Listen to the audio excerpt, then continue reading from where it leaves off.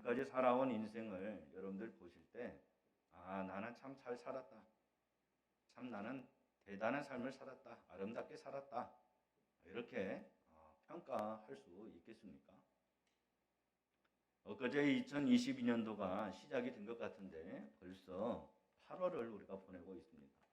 조금 있으면 바로 이제 9월 달이죠. 모든 기관이든 공동체가 이제 1년 중에 하반기 일들을 계획하고 또 추진하는 때가 되었습니다. 여러분들의 인생은 얼마나 발전이 되어졌고 얼마나 성숙이 되어졌습니까? 다람쥐 쳇바퀴 돌듯이 제자리 걸음을 하고 있는 것 같은 느낌은 혹시 안 드십니까? 나의 인생을 돌아볼 때 참 의미 없고 가치가 없고 왜 이렇게 살았는지 하는 한탄이 생겨나지는 않습니까? 오늘 본문에 등장하는 야곱은 팥죽 한 그릇으로 인해서 형 에서의 장자권을 훔쳤습니다. 그것 때문에 형에게 미움을 받아가지고 집에서 쫓겨 나갔어요. 그래서 외삼촌의 집으로 도망을 가게 되었죠. 이때 야곱의 나이가 몇 살이었느냐 추측을 해보면 창세기 26장 34절 말씀해 보니까 에서가 40세에 해쪽 속 부에리의 딸 유딕과 해쪽 속 엘론의 딸 바스맛을 아내로 맞이하였더니 라고 하는 말씀이 있어요. 그러니까 형 에서가 결혼을 할 당시 나이가 40세라는 거예요. 그러면 팥죽 사건이 언제 일어났느냐? 형 에서가 결혼을 하고 난 이후에 발생이 되어졌습니다. 정확하게 몇 년이 흘렀는지는 나오지 않습니다만은 그 이후에 발생이 되어진 거예요. 형 에서하고 그러면 야곱의 나이가 형 에서의 미움을 피하여 외삼촌 라반의 집으로 갈 때 나이가 얼마인지가 답이 나오죠. 몇 살일 것 같습니까? 몇 살일 것 같아요? 계산이 들어가죠. 쌍둥이잖아요. 쌍둥이가 아니라 함께 나왔잖아요. 그러니까 형 에서의 나이가 40세면 야곱의 나이도 40세인 거예요. 40세 나이에 외삼촌 라반의 집으로 도망을 가게 된 것입니다. 나이 40이라고 하면 오늘날로 따져보아도 이게 적은 나이가 아닌 것이죠. 오늘날 나이로 40세 하면 어느 정도 삶의 기반을 다지고 이제 새로운 제2의 인생을 시작해야 할 나이입니다. 그런데 야곱은 그 나이에 도망자 신세가 된 거예요. 집에서 뛰쳐나가 외삼촌 라반의 집에서 새로운 인생을 이제 다시 시작해야 하는 그런 시점에 놓여진 것이죠. 쉽게 말하면 객지 생활을 이제 시작하게 된 것입니다.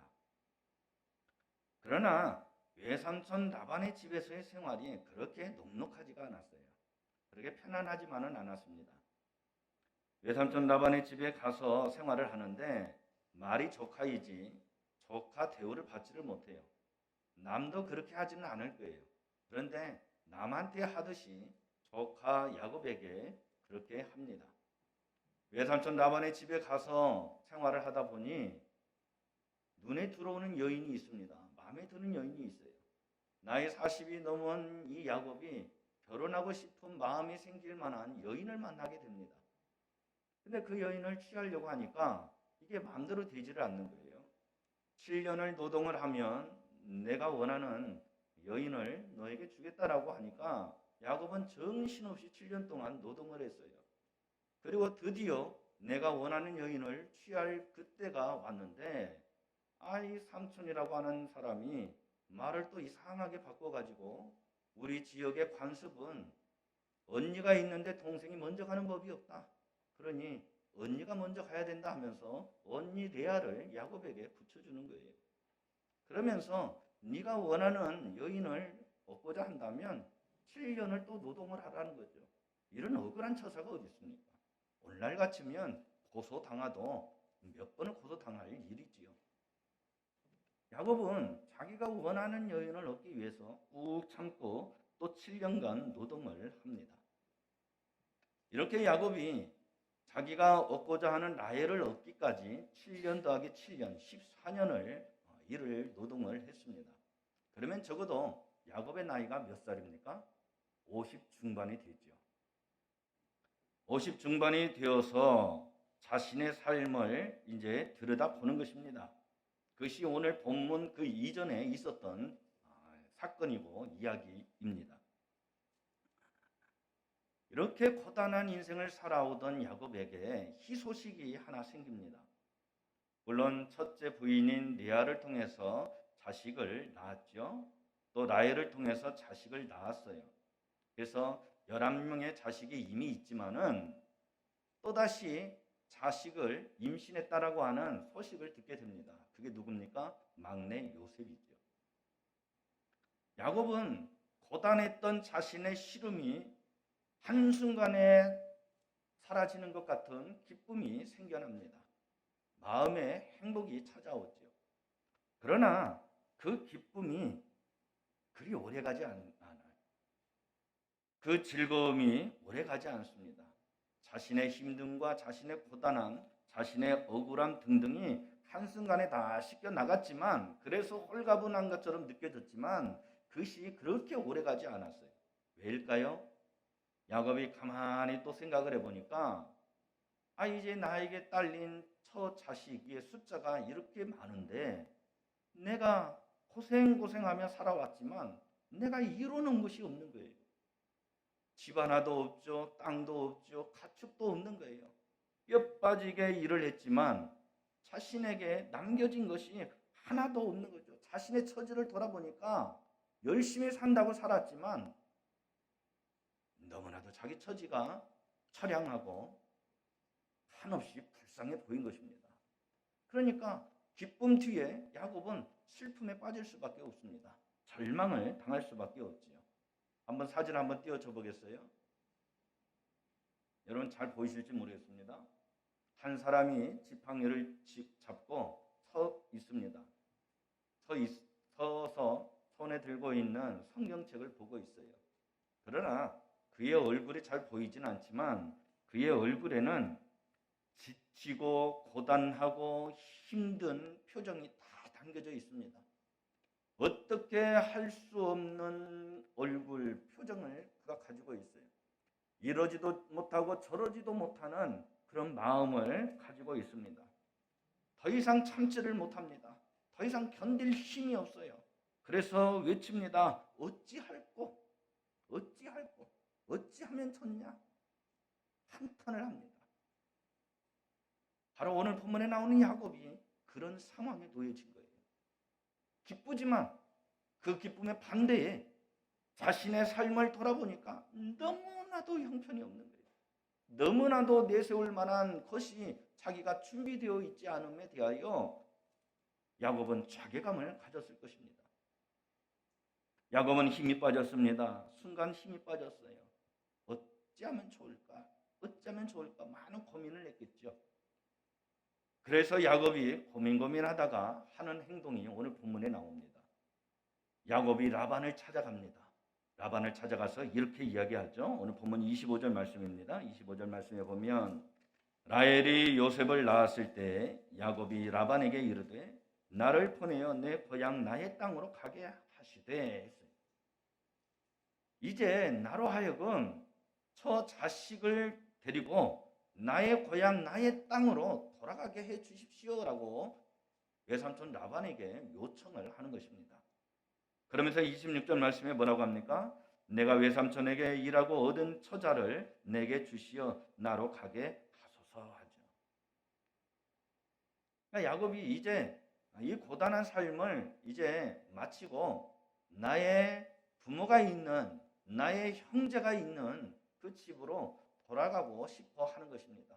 객지 생활을 이제 끝내고 이제 부모님 집으로 들어가겠다는 거예요. 여러분, 이 말이 우리가 글로 읽으니까 그러지 야곱의 심정을 한번 생각을 해보십시오. 얼마나 비참하겠습니까?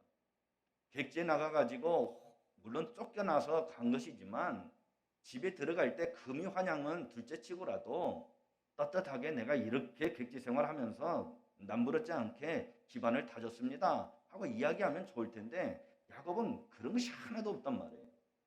너 뭐하다 왔냐 하면 할 말이 없는 거죠. 그러나 야곱은 선택의 여지가 없어요. 외삼촌 라반의 집에서 계속해서 노동을 하면서 너무 좋은 일만 할 것이냐 아니면 지금이라도 나의 부모님에게 들어갈 것이냐 이 두 가지 선택밖에 없었습니다. 이렇게 라반에게 다가가서 야곱이 이야기를 하니까 라반이 뭐라고 합니까? 처음에는 그냥 그대로 있으라 라고 해요. 내가 너에게 값을 쳐줄 테니까 그냥 있으라 라고 말합니다. 그러면서 하는 말이 뭔 말입니까? 무엇으로 내게 주랴 그럽니다. 그러자 야곱이 뭐라고 이야기합니까? 31절 말씀해 보니까 라반이 이르되 내가 무엇으로 내게 주랴? 야곱이 이르되 외삼촌께서 내게 아무것도 주시지 않아도 나를 위하여 이 일을 행하시면 내가 다시 외삼촌의 양떼를 먹이고 지키리다 했어요. 그러니까 야곱이 외삼촌에게 무엇이라 말을 하냐? 내가 너에게 무엇을 해줘야 되느냐라고 물어보니까 야곱이 이야기합니다. 아무것도 하지 마시고 다만 이것만 해주십시오라고 요청을 하는 거예요. 그것이 무엇이냐면 양 중에 아롱진 것과 점 있는 것과 검은 것, 염소 중에 점 있는 것과 아롱진 것을 가려내어 내 품삯으로 주십시오라고 요청을 합니다. 제가 그 뒤에 있는 설명을 요약해서 말씀드린 거예요. 그러니까 외삼촌 라반이 야곱의 말을 듣고 뭐라고 이야기합니까? 34절 말씀에 내가 네 말대로 하겠다라고 이야기합니다. 이제부터 야곱은 마음이 급해졌어요. 외삼촌과 약속을 했지요. 그 약속대로 자신의 것을 차지해야만 했죠. 차지하기 위해서 오늘 본문에 보면 나뭇가지를 가지고서 애를 쓰죠. 수고를 하죠. 그래서 삼촌하고 약속한 대로 양 중에 아롱진 것과 점 있는 것과 검은 것, 염소 중에서 점 있는 것과 아롱진 것을 거의 말하면 새끼를 낳을 수 있도록 하기 위해서 야곱이 분주하게 노력을 합니다. 애를 씁니다. 이렇게 야곱이 외삼촌에게 자신의 처와 자식뿐만 아니라 자신이 그동안 노력한 것에 대한 대가로 짐승을 달라라고 요청을 합니다. 물론 조건이 있었지만 이렇게 야곱이 외삼촌 라반에게 요구를 하고 조건을 내거는 데는 이유가 있었습니다. 어떤 이유입니까? 오늘 보면 29절 30절 말씀을 보면 이런 말씀이 있죠. 야곱이 그에게 이르되 내가 어떻게 외삼촌을 섬겼는지 어떻게 외삼촌의 가축을 쳤는지 외삼촌이 아시나이다. 내가 오기 전에는 외삼촌의 소유가 적더니 번성하여 때를 이루었으니 내 발이 이르는 곳마다 여호와께서 외삼촌에게 복을 주셨나이다. 그러나 나는 언제나 내 집을 세우리까. 야곱은 자신 때문에 외삼촌 라반이 하나님으로부터 복을 받았다라고 생각을 합니다. 물론 그것이 야곱의 생각만이 아니라 분명한 이유인 것이죠. 야곱으로 인해서 외삼촌 라반은 복을 받았습니다. 그가 믿든 안 믿든 하나님이 라반에게 야곱을 통하여 복을 주신 것은 분명한 사실입니다. 이 사실을 근거로 하여 야곱은 외삼촌 라반에게 요구를 한 것이죠. 외삼촌은 나 때문에 복을 받아 번성하였습니다. 그러나 나는 이게 뭡니까? 부지런히 살았고 성실하게 일했지만 나에게 주어진 것은 무엇입니까? 나에게 돌아온 것은 무엇입니까? 나는 참으로 집 하나도 갖지 못하는 부족하고 연약하고 불쌍한 존재입니다. 나는 언제 내 집을 가질 수 있겠습니까? 라고 하는 아주 복합적인 감정이 담겨져 있는 야곱의 외침입니다. 그런데 이것이 야곱의 일만 있습니까? 야곱의 경우만 그렇습니까? 여러분들은 야곱과 같은 이런 심정을 가져보신 적이 한 번도 없습니까? 아마 야곱과 같은 심정을 지금도 가지고 계신 분들이 있을 거예요. 열심히 산다고 살았는데 왜 나에게 이런 일이 일어나는지, 열심히 부지런히 산다고 살았는데 다른 사람과 비교해 볼 때 내가 가지고 있는 것이 별로 없어요. 거기에서 생겨나는 여러 가지 허전함, 허무함, 박탈감이 아마 있을 수도 있을 것입니다. 우리도 얼마든지 야곱처럼 이런 감정과 이런 상태에 놓일 때가 있다는 것이죠. 열심히 살았지만 내 인생은 내가 원하는 대로 풀리지 않아요. 어떤 사람은 아스팔트 길을 걸어가는 것 같은데 나는 돌짝길을 걸어가는 것 같고, 나는 가시덤불 길을 걸어가는 것 같고, 왜 내 길에는 이렇게 웅덩이가 많은지, 웅덩이를 피해가려니까 신경 쓰이고 고단하고 힘들고, 내 인생의 길에는 왜 이렇게 힘든 일들이 많이 생겨나는지, 다른 사람은 기쁘고 즐겁고 행복하게 사는 것 같은데 난 늘 여전히 고단하게 사는 것 같고, 내 인생에 언제나 황금빛이 일어날지, 밝은 태양의 빛이 임할지 알지 못하기 때문에 막막한 마음을 가지고 살아가는 경우들이 우리에게 많이 있을 것입니다. 야곱이 고백을 합니다. 아하, 나는 언제 내 집을 가질 수 있을까? 자신의 초라함을 들여다보면서 외치는 탄식입니다. 저도 이런 마음이 있을 때가 있었어요. 주변에 선배든 동기든 후배든 목사들이 임지를 찾아서 하나하나 나갑니다. 그 사실을 소식을 들을 때마다 충분하게 축복을 하고 격려를 해줘야 되는데 내 마음이 가난하다 보니까 그게 잘 안 되는 거예요. 오히려 내 마음에 조급함이 생깁니다. 내가 중학교, 고등학교 때 가르쳤던 후배들이 신학교를 가고 목사가 됐어요.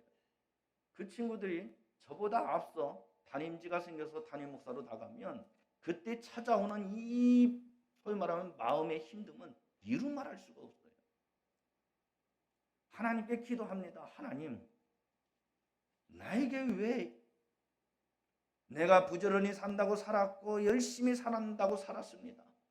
내가 가려고 간 것이 아니라 하나님이 가라 하시니까 순종하여 갔고, 열심히 공부했고 열심히 성실하게 주의 사역 감당했고, 그리고 목사가 되었고, 목사가 된 이후에도 열심히 사역을 감당했습니다.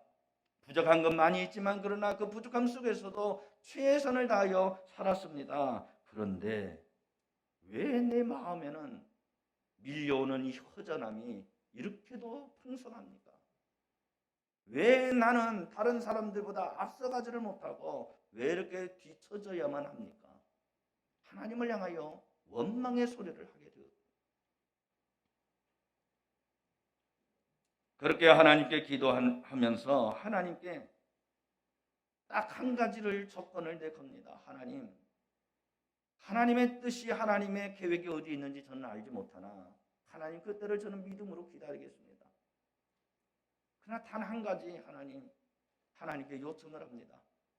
저의 가족이 다 함께 할 수 있는 곳으로 나를 보내주세요 하고 기도해요.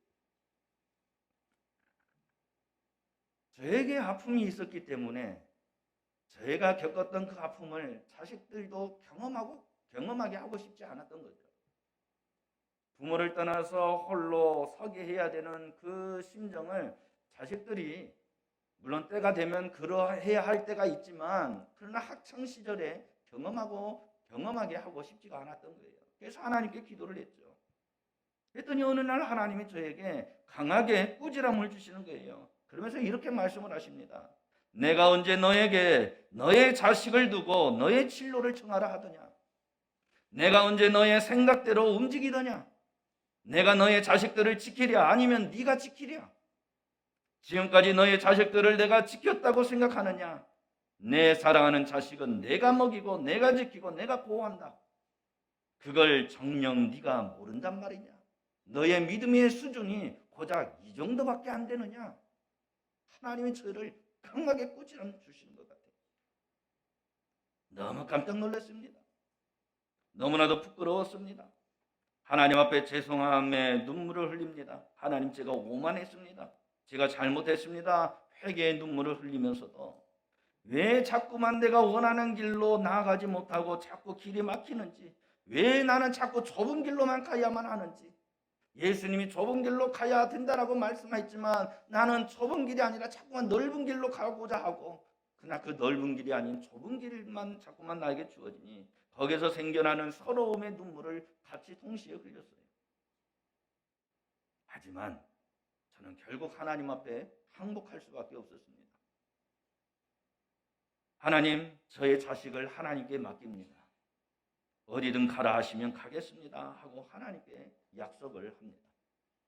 그 약속을 하고 나니 전혀 내가 생각하지도 않았고 전혀 계획하지도 않았고 전혀 예측하지도 않았던 방법을 통해서 하나님이 인도하십니다. 그래서 오게 된 곳이 이 새소망교회예요. 여러분들은 어떤 감정일지 몰라도 그렇기 때문에 저에게 우리 교회 새소망교회는 제게 의미가 있고 뜻이 깊은 곳입니다. 하나님의 인도하심을 받아서 왔기 때문에. 그럼에도 불구하고 제게 궁금한 것이 있어요. 그것이 무엇이냐면 야곱은 자기 실수로 인해서 외삼촌 라반의 집으로 도망을 갔다 치더라도 나는 잘못한 것이 없잖아요.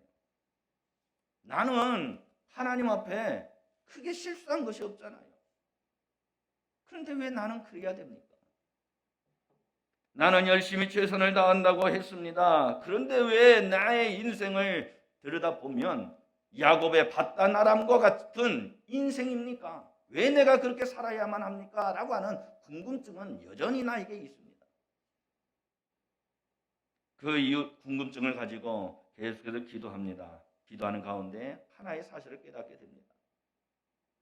내가 하나님의 뜻대로 간다고 해서 주님이 그 길을 순탄하게 열어주시는 것은 아니구나 라고 하는 것을 깨닫습니다. 내가 열심히 부지런히 산다고 해서 내 인생 길 가운데 고단함이 사라지거나 어려움이 사라지거나 고통이 사라지거나 불통이 사라지는 것은 아니다라고 하는 거예요.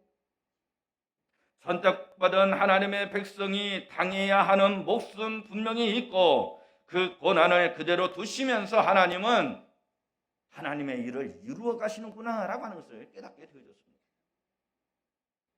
여러분의 인생길 가운데도 고난이 있을 수 있습니다. 아픔이 있을 수도 있습니다. 여러 가지 시험이 있을 수도 있어요. 여러 가지 문제들이 있을 수 있습니다. 우리는 근시안적인 신앙을 가지고 하나님 나에게 이 문제가 있습니다. 이 문제 해결해 주세요. 이 문제 제거해 주세요. 라면 우리 하나님께 그렇게 기도합니다. 이건 50점짜리 수준의 기도예요. 정말로 믿음의 수준, 하나님이 감동할 만한 믿음의 수준의 사람의 기도는 이렇게 기도해야 되는 것입니다. 하나님, 하나님의 뜻을 이루기 위해서 나에게 이런 문제를 허락하셨네요. 하나님, 이 문제를 내가 믿음으로 볼 수 있게 하시고 믿음으로 해결할 수 있도록 극복할 수 있도록 하나님 하늘의 지혜를 나에게 주시옵소서. 믿음의 담대함과 용기를 나에게 주십시오 라고 기도해야 하는 거예요. 하나님은 그 고난을 통해서 나를 성숙시키고 발전시켜 나갈 것이기에 그 나의 발전과 성숙을 통해서 하나님의 영광을 이루어 가실 것이기 때문에 그렇습니다. 사랑하는 성도 여러분, 하나님은 우리를 하나님의 정하신 뜻대로 이끌어 가시는 분이십니다. 이 사실을 믿으시기 바랍니다. 자꾸만 내가 원하는 뜻대로 이루어 가려고 하면 하나님과 대치가 되는 거예요. 하나님이 원망스러운 거예요. 하나님을 향하여 불평을 하게 되는 거예요. 내가 신앙생활을 이렇게 열심히 했는데 하나님은 고작 나에게 이것밖에 안 줘? 하나님 나쁘네. 이런 식의 논리로 하나님을 대하게 되는 것이에요. 내 인생은 내 뜻이 아니라 하나님의 뜻입니다. 하나님의 뜻대로 되어져 가는 거예요. 이 사실을 여러분들 꼭 기억하실 수 있기를 주님의 이름으로 축복합니다. 그러므로 오늘 여러분들에게 인생을 살아가면서 잊어버리지 말아야 될 것, 반드시 기억해야 할 것 세 가지를 말씀을 드리려고 해요. 첫 번째 하나는 모든 일에는 하나님이 정해놓으신 때가 있다라고 하는 사실을 믿으실 수 있기를 주님의 이름으로 축복합니다. 하나님이 정해놓으신 때가 있어요. 전도서 3장 1절 말씀에 범사의 기한이 있고 천하만사가 다 때가 있나니 라고 하는 말씀이 있습니다. 여러분, 여인이 임신을 합니다.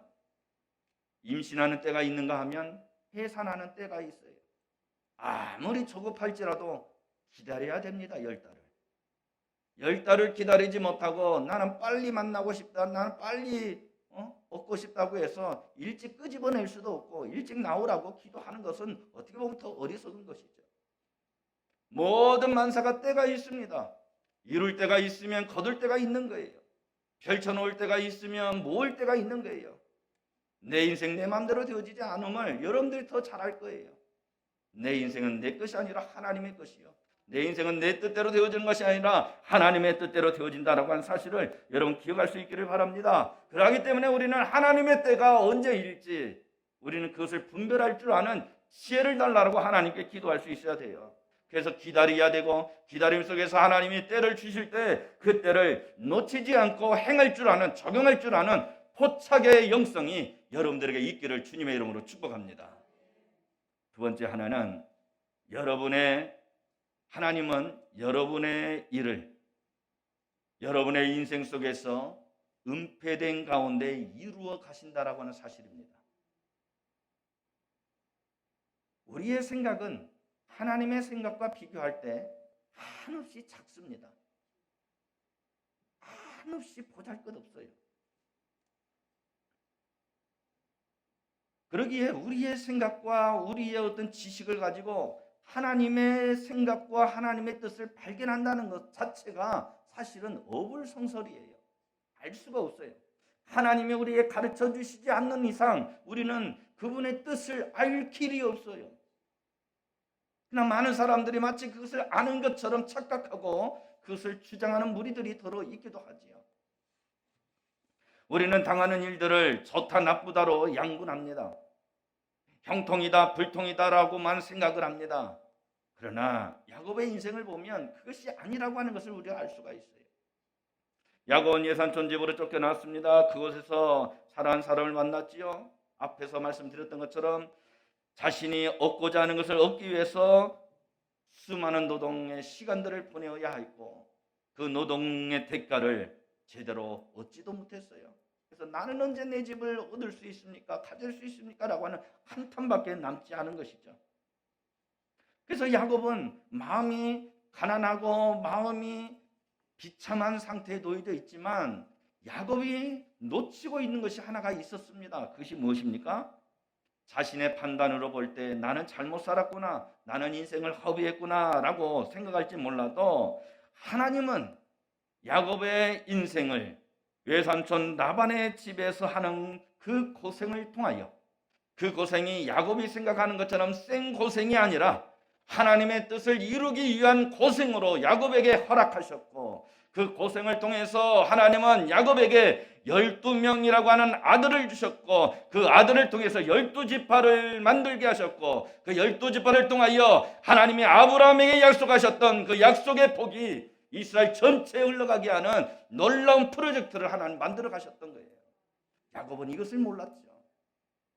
그러니까 현재 내가 가지고 있는 것을 들여다보면서 가진 것이 없음에 대하여 나는 언제 내 집을 가질 수 있습니까? 라고 하는 한탄을 한 것입니다.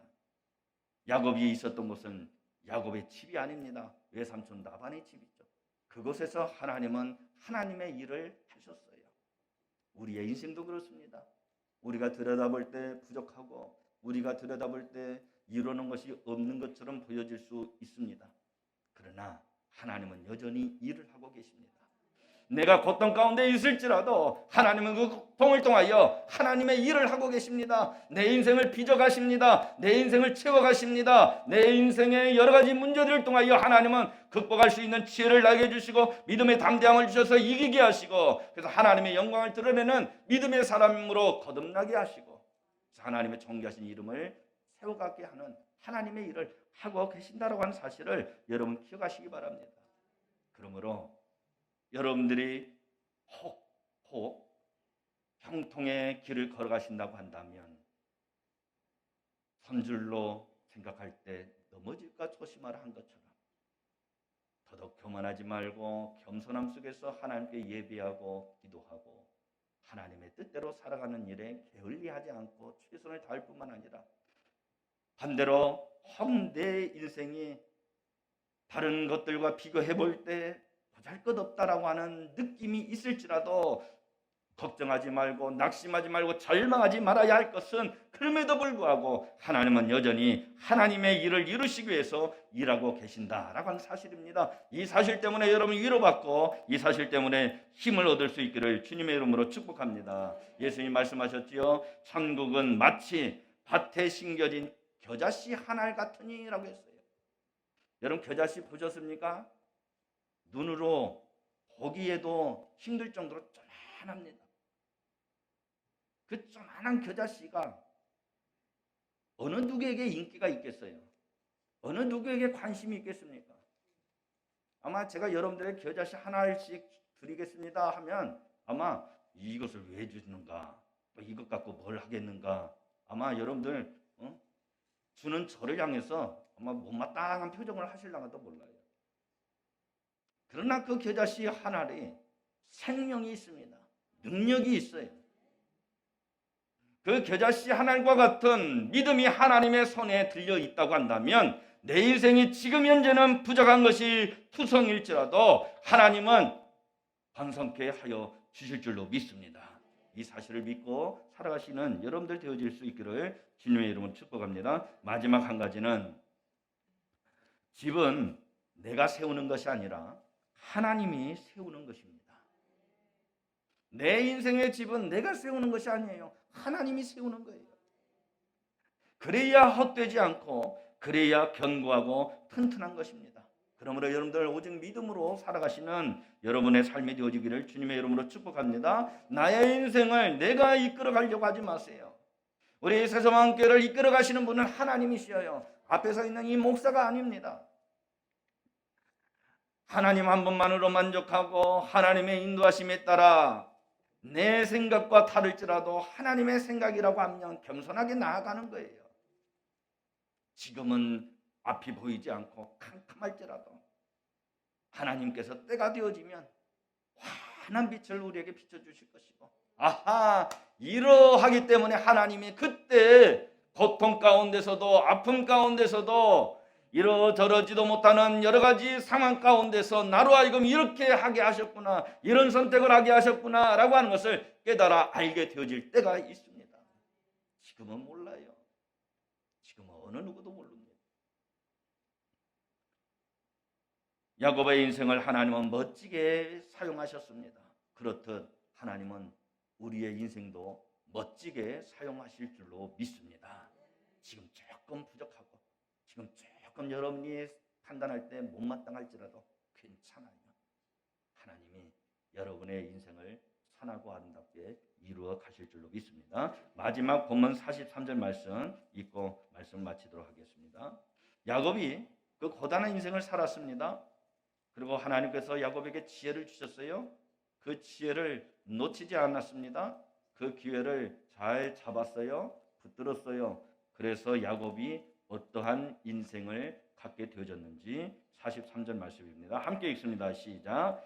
이에 그 사람이 매우 번창하여 양떼와 노비와 낙타와 나귀가 많았더라. 아멘. 번창의 역사가, 번창의 은혜가, 번창의 복이 오직 하나님을 바라보고 의지하고 신뢰함으로 인하여 여러분의 인생 가운데, 여러분의 가정 가운데 하는 모든 일들 가운데 임하여지기를 주님의 이름으로 축복합니다.